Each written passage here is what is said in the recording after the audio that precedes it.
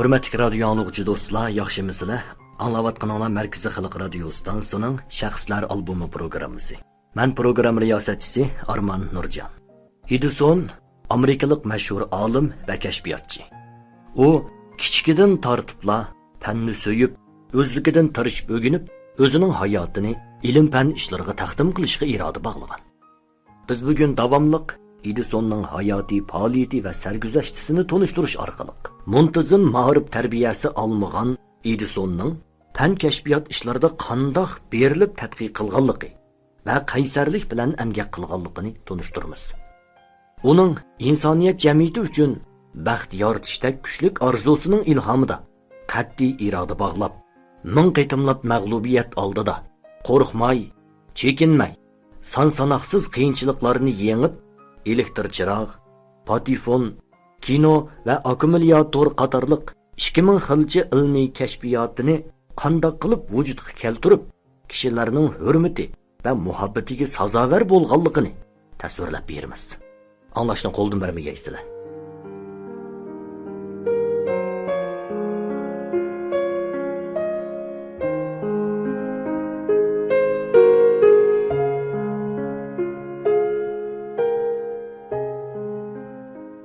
Yani bir günü o qaysi kitaptandır bir kitaptan şarının asmanga chiqish qoidasini ko'rib qoldi. Bu uningga hayt qiziq tuyuldi-da, buni mi tajriba qilib ko'rmoqchi bo'ldi. Lekin qanday tajriba qilish kerak? Bu haqda o'ylandi. O yan o'ylab, bu yan o'ylab, bir dili tushunib o'z-o'ziga mundaq dedi. Topdim. Şarının asmanga chiqishi uningga liq yal to'shqizilganligida. Mubada yal paydo qiladigan biror dori deb qo'saqda yal paydo qilsa, u chaqda o o'qdak etilib chiqib, do'sti O'shni uyga boshlab keldi. Ya'ni yugurib chiqib ketib, yo'g'on bir xalta surgi dorisini tepib kelib, cho'ng bir istakanga qaynoq suv qo'ydi-da, astoydillik bilan so'zni donimi-doni qilib, "Och, uchishni xolamsan? Uchiman desang, amal topdim." Och qo'shnisining bolasi edi. Hamisha uning bilan birga o'ynaydi. U biror tajriba o'tkazmoqchi bo'lsa, uning amalini topatdi. Shunga Och uningga qoyil edi va uning gapiga kiratdi.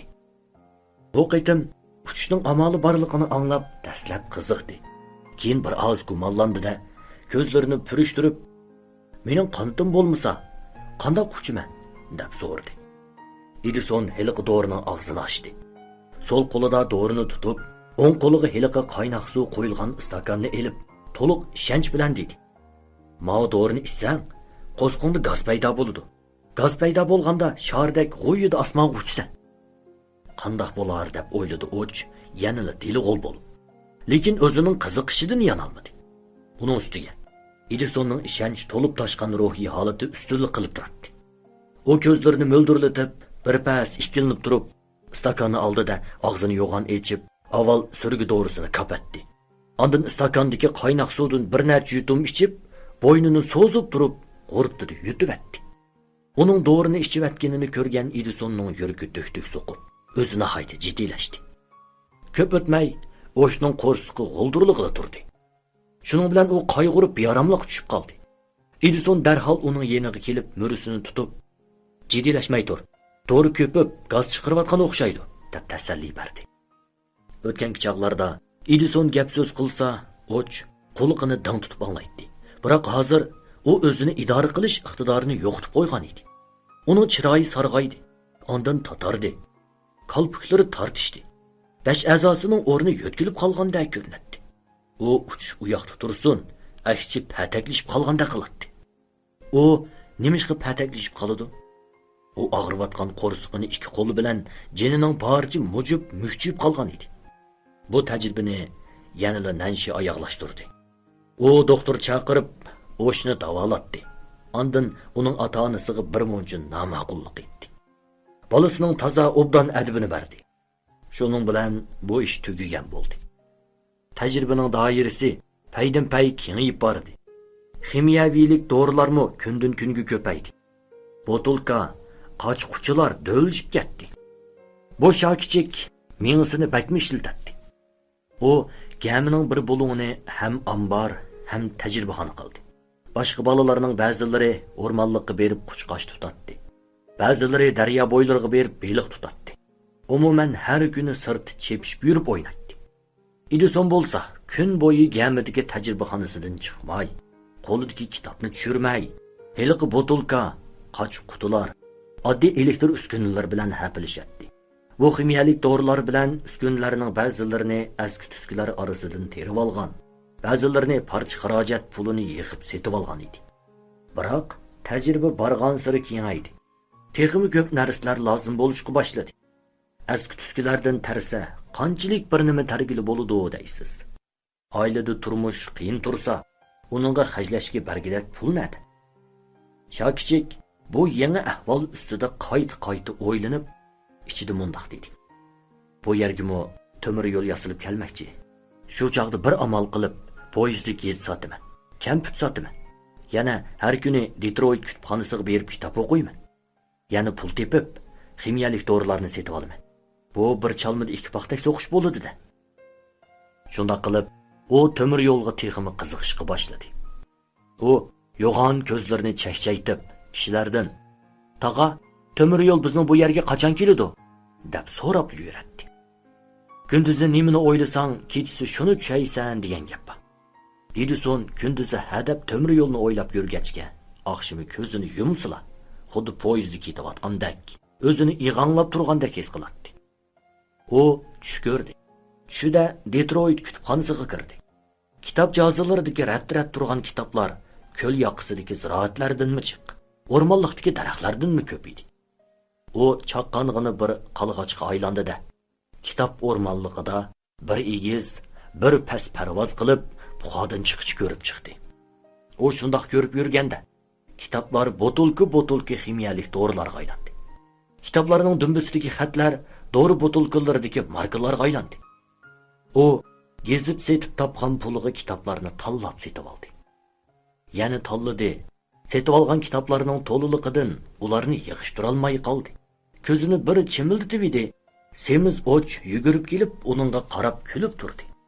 Uni qo'rsqi xuddi echigan ximirdek borgan sir ko'pib, yo'g'inab ketdi. U birdil yuqoriga irg'ib edi, xuddi dubdugilak shardek g'urrida uçdi. Edison kulib ketdi. Sakrab ketdi. Bir necha chavoq chelib olqishlamoqchi bo'lib edi, bir qo'lini go'yo bog'lab qo'ygandek zodi ko'tarolmadi.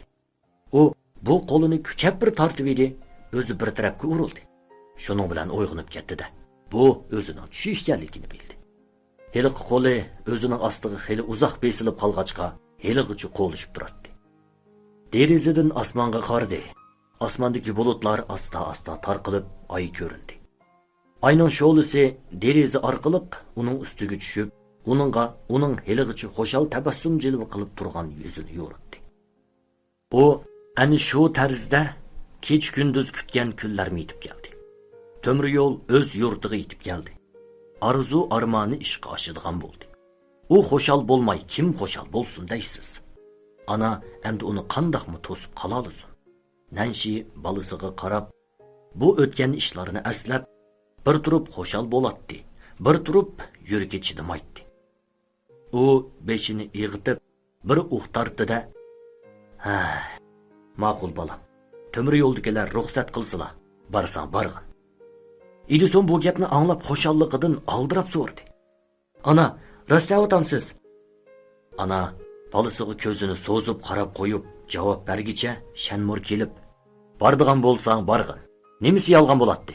deb xo'donshidi. Edisonning xo'shallikdan ko'zlari purishib ketdi. Deraza sirtidagi daraxt shexidagi qushqosh daraxtda ding-ding sakrab, bo'ynini so'zib sayrab qo'ydi-da, qanotlarini kerib keng osmonga qarab uchib ketdi. Edison bir dadisiga, bir onasiga qarab tatliqini kulib qo'ydi. Uning ko'z oldida bir muncha go'zal g'oya yana namoyon bo'ldi. Atsi kun chiqish bilanla Edison hapila-shapila nashti qildi. Tayyorlab qo'yilgan siyutini bo'yniga ostida, onasining oldiga akilab kelib, xo'shal holda, "Ana, hamsi men ketdim", dedi-da, sirtqa qarab chopdi. Nanshi uni kapida tutib elib, uchidagi kiyimlarini ruslab, chechini tuzashtirib, shapkisini chiroyli kiygizib qo'ydi. Ondan bir parcha bolkini suyutiga selib qo'yib dedi. "Balam, poyezddan haytib paqas bo'lgan. Poyezdga chiqish tushishda, poyezd to'xtaganda ondan tushgan. Ondan chiqqan. Tamoq vaqti bo'lganda nima yesang yeb, qo'sqonni to'yg'izib turgan. Kechdi poyez qaytganda uyga baldiroq qaytib kelgan. Ana shu gaplarni qilganda bo'g'izig'i bir nima tiqilgandek bo'lib, gapini davomlashtira olmadi. Edison poyezga kechikib qolishdan ansirab aldiraydi. Shunga u uxtum ana deb chepib chiqib ketdi. Bu yerni xuddi Xoron ko'lida do'lqin ko'tarilgandek birdilla varanchurun qaplab ketdi. Tömür rishotkining sirtida bolkichilar, baqqallar, tamokichilar varqirishib, jarqirishib yuradi. Detroitga boradigan yo'lovchi ham yuk vagonlari aralash chetilgan poyezd dal soat 7 da ko'pildab kelib Vokzaldan chiqib ketdi. Vokzal supsi, yer, uy imorat, dal-daraxt, etiz dala, eriq o'stanglar dastlab asta, keyin bir-birlab poyezdning orqasiga tez o'tishib turganligini poyezdni ketib o'tib ko'rib turgan Edisonning ko'ngli ko'ksi shundoq echilib ketdiki, aytib tugatkusiz holda yayrab ketdi. Poyezd ushdan tot bir silkinib edi. Bexasta turgan Edison bir ikki qadam dojib ketib, yenirki sivatga dumchishga tasli qoldi. U mana shu chaqdala o'z tirikchiligini esiga oldi-da, darhol sivatni yudib, yaxshi olma bor, banan kampit bor, ham mazzilik, ham churik hosing meg'isi bor deb cho'ng'ildab, vagon aralab ovqat qilishga boshladi. Yo'lovchilar orasida har xil kishilar, ishchilar, dehqonlar, tijoratchilar, muallimlar, askarlar bor edi.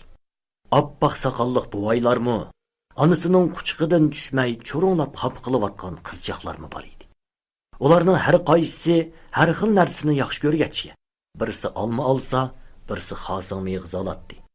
Edison shundoq aldirash bo'lib ketdiki, qo'liga tegmay qoldi. 3 soatlik yo'l ko'z yumib ochquchi o'tib ketgandek bo'ldi. Poyezd Vokzalga kirib to'xtaganda, Edison birinchi bo'lib poyezddan sakrab tushdi-da, odamlar to'piga kirib ketdi. U kishilarning qo'ltiq ostidan qisilib yurib, xuddi loychi beliq loydan usib chiqqandek Detroit Vokzalidan chiqdi. U avval so'rab yurib gazitxonaga berib gaz setib oldi. Ondan Detroit yoshlar jamiyati kutubxonasini topdi. Rasmiyatni o'tab, kitob oriyat elish kinishkisini oldi. Derizi yenidan o'rin tutib, kitob o'qishga boshladi. Kitobni ko'ra qanchalik vaqt o'tganligini bilmay qoldi-da, bir oz aldirab qoldi. Qo'rsqimi ko'rkirg'ili turdi. Ha, tamoq vaqti bo'ldimi nima deb o'ylab, o'pcho'risiga qarab edi. Rost, shuncha cho'ng qiroatxonada o'zi yolg'izlik qilibdi. Kitob boshqurg'ichimi tamoqdan keyin dam ilib o'ltirib, u yon-bu yon ig'anglab o'gidab yotibdi. U o'rindan turdi-da, taratga chiqqan bo'lib taratxonaga kirdi. Onasi sivitiga selib qo'ygan hiliqi bolkini bir ikki qalsab yeyapti. Ondan yengi bilan og'zini ertibdi. Aynakka qarab, o'zining bir narsa yeganligi bilinmaganligini ko'rdi-da, taratxonadan chiqib, boyqi o'rniga kelib kitob ko'rishni davomlashtirdi. Edison tushib kelgan poyezd kech soat 6:20 da ig'ir nafas elib Detroit Vokzalidan yo'lga chiqqanda, yo'lovchilar vagonida Edisonning yangrab ovozi yana jaranglashga boshladi. Gezit ko'ringlar! Detroit hurriyat gezitini ko'ringlar! Yaxshi olma bor, banan kampit bor, ham mazzilik, ham churik hosing meg'zi bor. 3 soatdan keyin hiliq poyezd Xoron Vokzaliga keldi. Edison cho'ng rastiga kelib, eshib qolgan gezitni setib bo'ldi. Oy bulutlar orasidan kulib marlab, yerga sutdak oppoq nur chechib turadi. Tun tumani borgan siri qo'yuqlashdi. Yiroqdan qo'ng'iroq ovoz anglandi. Dal soat 11 edi. U oy yo'riqida uyga qarab mangdi. O'z uyining eshigi oldida bir odamning ko'langisi g'uvo ko'ringandek bo'ldi. U to'xtab sinjilab sap soldi-da, beixtiyor holda etilib berib, hiliq kishining bag'riga tashlanib, odatdan tashqari xo'shallik bilan "Ana" dedi. Poyonsiz ko'kda guldirmami guldirlab, to'pidan amdi bosh chiqargan yumranmaysa, qor bo'ronga duch kelgandek, Edisonning poyezdga gez burishliq turmushi boshlanib uzoq o'tmay, kutilmaganda uningga balo qazo keldi. Shu kun atiganda hiliq yo'lovchi ham yuk vagonlari aralash chetilgan poyezd Fras Vokzaliga keldi. Yo'lovchilarning chiqidig'ini chiqatdi, tushidig'ini tushatdi. Ota-onalar bolalarini to'lishatdi. Bolalar ota-onalarini to'lishatdi. shu tarzda bir hazo patparaq bo'ldi. Uzoq o'tmay vokzal supsida yeshil bayroq pulanladi. Puloqni yordigan qo'ng'iroq jaranglagan tarafdan pushuldab ig'ir nafas elayotgan paravuz vagonlarni so'rab asta-asta olg'a qarab mandi. Bu chaqda poyezdagi bir boshqaruvchi nihoyatda tut bo'lib ketdi. Poyezd mengayverdi. Bu kishi vagondan beshini chiqarib vokzal supsiga qardi-da, vagonlarni bo'ylab orqa tarafga yugurdi. Poyezddagilar nima vaqa bo'lganligini bilmay, hammasi derazadan sirtqa qarashatdi va hayron bo'lishib, vokzal supsida nima bo'pti, nima vaqa chiqibdi deb so'rashatdi. Vokzal supsi qop-quruq, anda-sanda bir necha odam turishatdi. Bir boshqaruvchi yeshil bayroqni pulanglatib poyezdga qo'mondonlik qilib turadi. Bir necha temir yo'l soqchisi tik turishib, ketayotgan poyezdga hurmat bildirib Kimdir biri og'zini purishtirib, nima degan adablik deb o'dingshidi. Uning gapiga ulabla birisi bir bola ekan, biri bola deb varqirdi. Kishilarning diqqati yana vokzal supsiga tushdi. 10 yoshlik bir o'g'il bola yo'g'on bir bog'lam narsani quchoqlagan peti uchqandek yugurib vokzal supsiga chiqdi-da, poyezdni qo'g'lab keldi. "Hiliqi gezchi bola. Ha, hiliqi olma, xosin sotilgan bola ekan" deb varqirashdi. Baya poyezd vokzalga kirib, tex tormoz qilmay turgan chaqda Edison boshqaruvchiga "Tag'a, ozroq ishim chiqib qoldi" deb qo'yibli aldirab poyezddan sakrab tushib ketgan edi. U aslida poyezd stansiyasining yenidan bir narsa elib olmoqchi bo'ldi-da, ancha kechikmayman deb o'ylagan edi. Qerishqandek hech kutilmagan bir ish bilan bir oz kechikib qoldi. U chatoq bo'lganligini bildi-da, oladigan narsani elib stansiyaga qarab chopdi. Qo'ng'iroq ovozini va paravozning pushuldab mang'anini yiroqdan anglab, hamma kuchini ikki putiga to'plab, qadamini tezlatib, o'qdak yugurgan peti stansiyaga kirdi va vokzal supsiga chiqdi. Bu chaqda poyezd vokzal supsi oldidan o'tib bo'lay deb qolgan edi. Hiliqi boshqaruvchi poyezdning oxirgi vagonida titit bo'lib turadi. Edisonning yugurib kelayotganligini ko'ribla ikki qo'lini pulanglatib, uni tez yetishib olishga sharat qildi. Bundaq jiddiy paytda Edison qandoqmi azmlik qilsin? U jenining boricha bir necha chamdab oxiri vagonning ishigiga keldi-da, birli sakrab uning palampiga chiqdi. Biroq poyezd borgan sari tezlashib ketayotgachqa, ham Edisonning ikki qo'li hiliqi narsa bilan band bo'lgachqa, eshik tutqichini tutolmay qilib, o'ngdisiga eshib ketay deb qoldi. Shundoq bo'lsa, choq ostiga tushadi. Vaqtga yarasha hiliqi boshqaruvchi tormoz qisqushdek qo'llarini nihoyatda chabdastlik bilan uzitib Edisonni tutib oldi-da, uni vagonga tortdi. Xatarlik yetish qil ustida turgan bu paytda hiliqi boshqaruvchi Edisonni qutqizib olishning ko'ydi bo'ldi-da, uni vagonga so'rdi. Lekin uning tutqini eng nozuk a'zo quloq edi. U Edisonni tutib olib tortganda quloqi g'o'ldab ketdi-da, bir nima tishlab olgandek ikki ko'zlaridan o't chiqib ketdi. Og'riqi yurkining beg'ishiga yetdi.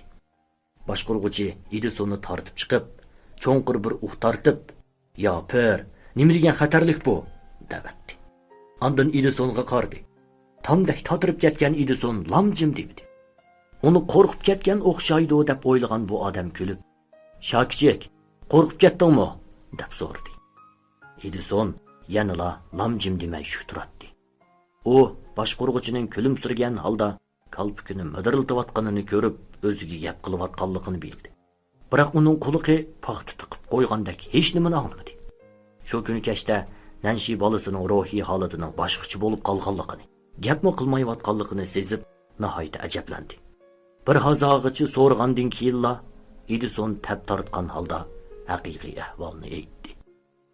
Ana anglab go'ya beshidan sharqirtib birchilik so'g'uq suv quygandek bo'ldi-da, butun badani muzdek bo'lib ketdi.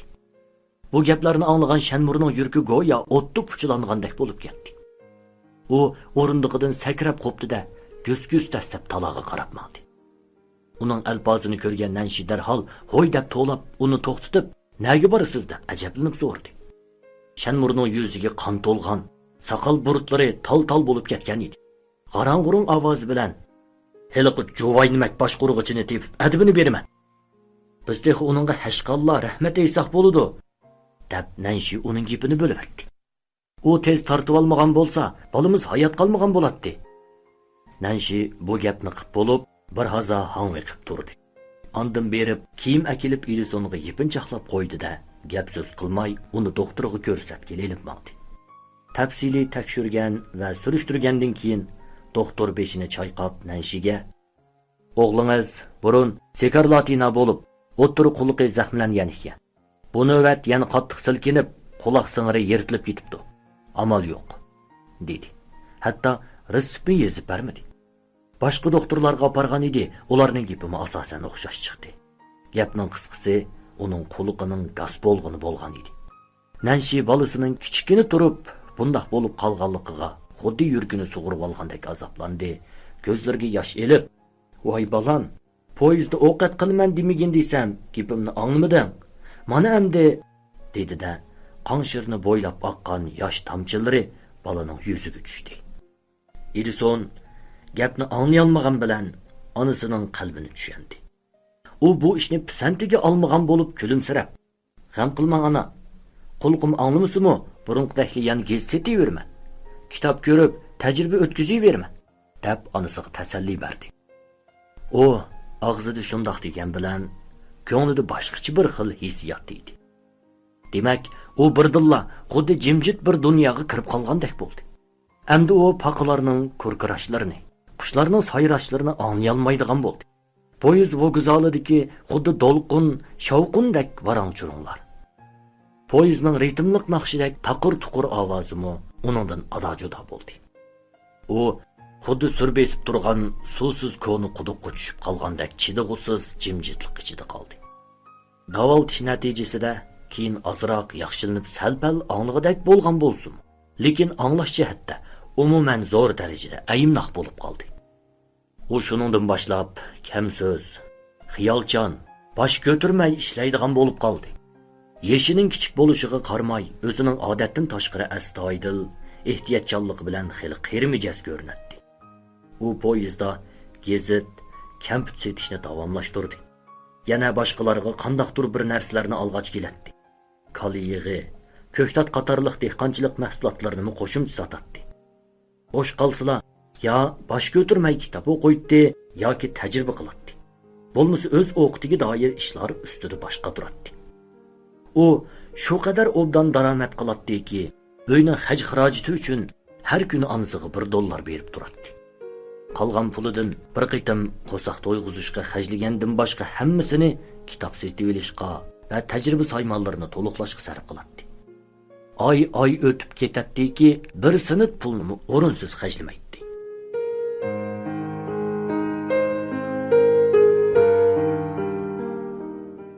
Edisonning kichikini turib, mushundaq tirishchanlik, iqtisodchanlik bilan o'rganganligini, aqlini ishga selishga mohirligini ko'rgan temir yo'l ishchi xizmatchilari uni chin dilidan yaxshi ko'rib qilishdi. Shunga uni bu shokichik, o'zi kichik bo'lgan bilan tamkinlik, pam-farosatlik, uning ko'zi gap qiladi, haqiqatan kam uchraydigan bola deb maqtashatdi. Bir kuni yo'lovchi ham yuk vagonlari aralash chetilgan poyezd Detroit vokzalida to'xtadi. Ish boshqaruvchi Stevenson yuklarni qachilatqizib bo'ldi. Poyezdning yo'lga chiqishiga yana xil vaqt bor edi. Shunga u vokzal supusida badash qonqurib o'ltirdi-da, tamaki qutisini chiqarib, tamaki chekishga boshladi. U tamaki chekib o'ltirganda, orqa tarafidan bir kishi kelib, uning mo'risini qiqib: "Stevenson, Edisonni ko'rdingmi?" deb so'radi. Stevenson orqasiga qarab bu kishining Detroit stansiyasida ishlaydigan hammal ekanligini ko'rib: "Yigit, ovozingni chiqarmay o'g'ri-mushukdek mangdi ekansan-jimi? Edisonni izlab nima qilatding?" dedi kulib. Heliqi hammal ishchi yanchuqdan bir parcha chertiyojni chiqarib, qo'shilmasini turib dedi: "Mashinamga qarab turib, bir telegraf apparatini qurashtirib baqan edim. Hech aplashmayotdi. Edisonni ko'rib baqsa dedim." Stevenson uni bo'sh mushlab turib: "Balle yigit, ko'zing odam to'niydi ekan. Qara seni, mushundoq yaxshi maslahatchini tanlaganingni. Kel, birga o'ltirayli. U hozir keladi." Hammal ishchi dumchiyib, putlarini olmabla Stevensonga qarab o'ltirdi-da, ikki tal tamakini chiqarib, birini o'zi chekdi, birini uningga tutib, tutashtirgan dedi. Hammal ishchi tamakini bir-ikki sho'rgandan keyin: "Bu shokichik nari ketgandi?" deb so'radi. Stevenson tamakining kulini qiqib etib: "Nariga boradi deysan? kutubxonaga kitob o'qig'ili bordi. Tunigun mushchaqda u yuk taq vagonida nima ish qildi? deb surishtirdi hammal ishchi. Tajriba ishladi. Hammal ishchi o'zining quliqiga ishonmagandek qilib qayta so'radi. Tajriba ishildi demsa, yuk taq vagonida tajriba ishildimi? Shundoq, yuk taq vagonida tajriba ishildi, dedi Stevenson ovozini ko'tarib, so'zini donimi-doni qilib. Xabaring yo'qmi? Yuk taq vagoni hozir Edisonning ko'chma tajribaxonasi bo'lib qoldi. Ko'chma tajribaxona? Bu yangi gap ekan, dedi hammal ishchi ko'zlarini qisib. Stevenson mamnuniyat bilan kulib dedi. Yangi ekan? Ha. Ularning kasbiy tili bilan aytganda, choq bilan g'irishlab mangadigan tajribaxona degan shu. Bu texi almisaqdan bo'yanqi tunji qitim ko'rilayotgan ishdigina. Hammal ishchimi beixtiyor holda kulib ketdi va rost anglab baxmabdi ekanman. Ha, bu sha kichikning o'zi kichik bo'lg'ini bilan pamjiq ekan. Shuni deymansa. U pam bilan ish qiladigan bola edi. Qo'liqdan chatoq chiqib qoldi. Barg'an sira tirishadigan bo'ldi.